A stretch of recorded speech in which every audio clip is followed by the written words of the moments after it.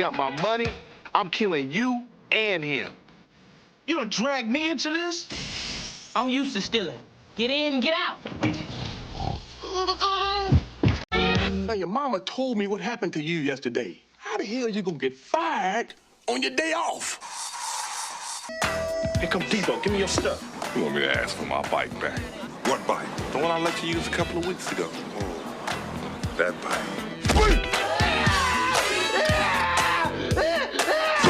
Welcome back to KnightNewz. Before we start, please like the video for more excellent content.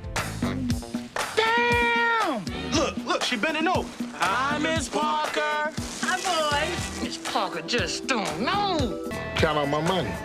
40, 60, 80, 120, 140. I don't think you're applying yourself, Smokey. Wow. Come here. What's up, big perm?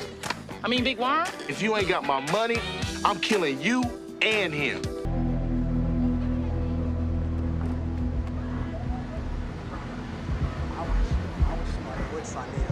That's all I'm saying. You feel me? Hey!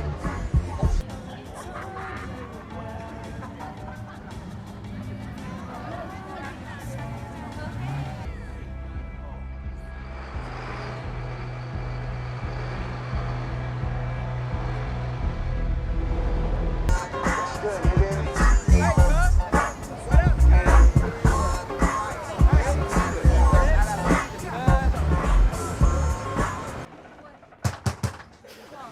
What up, Open up the goddamn door, man. Hey, what's going on? Shut the fuck up, blood. Y'all niggas ready to die today? Niggas die every day. I kill Crips for breakfast. Don't you ever put your motherfucking hands up on no school bus, nigga? You understand me? Yeah. Huh?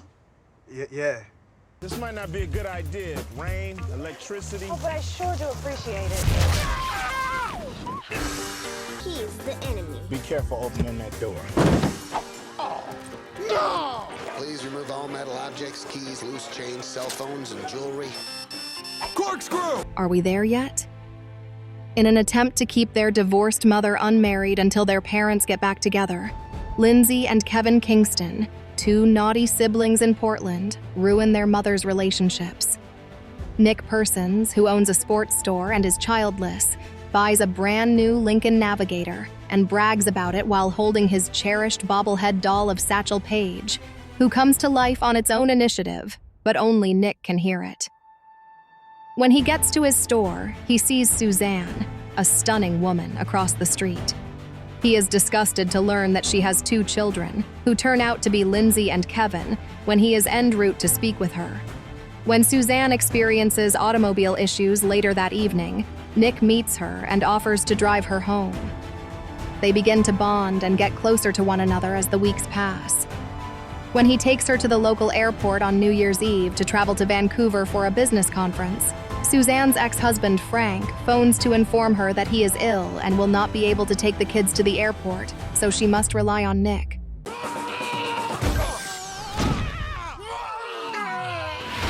We decided to drive. Here we go. Now, are we there yet? No. He's taking her kids on a little trip. See, now I gotta hear this shit.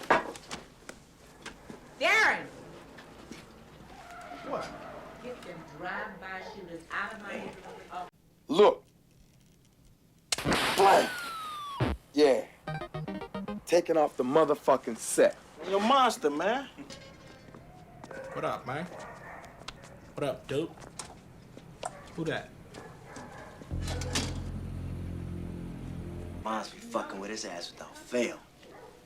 But she ain't like that with Rick, though. Because they got different daddies, that's why.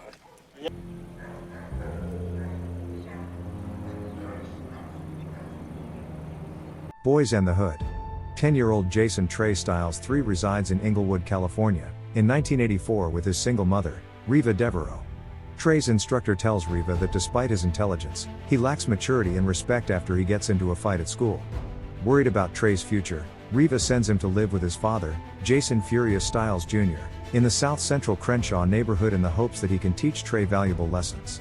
Furious is strict but also considerate and perceptive. Trey meets up with his childhood pals Chris, Ricky, Doughboy's half-brother, and Darren Doughboy Baker in Crenshaw. After shooting a burglar with his handgun one evening, Furious contacts the Los Angeles Police Department, LAPD. An hour later, a professional and courteous white police officer named Graham and a violent and self-hating black police officer named Coffee arrive. Trey and his buddies go to see a dead body the following day at Chris's suggestion, and then they are harassed by some older lads. Later, while returning from a fishing excursion, Trey and Furious witness Chris and Doughboy being taken into custody for stealing. Doughboy, who is now a member of the Rollin' 60s Crips, is freed from prison 7 years later. Chris, who was shot and is now paraplegic, as well as new pals and Crip members Dookie and Monster are at his welcome home celebration. Now a standout running back at Crenshaw High School, Ricky lives with his mother Brenda, girlfriend Shanice, and their toddler son in the hopes of receiving a scholarship to college. He is urged by a visiting USC recruiter to get at least a 700 on the SAT in order to be eligible for the scholarship. Trey, who is now a responsible and mature teen, wants to go to college with his fiancée, Brandy. Move, nigga. Move, huh? Move. You robbed a church? Your Honor, Mr. Judge, it wasn't even like that. We wasn't trying to rob no church. We was going to rebuild it. We was going to refurbish it and everything. We wasn't...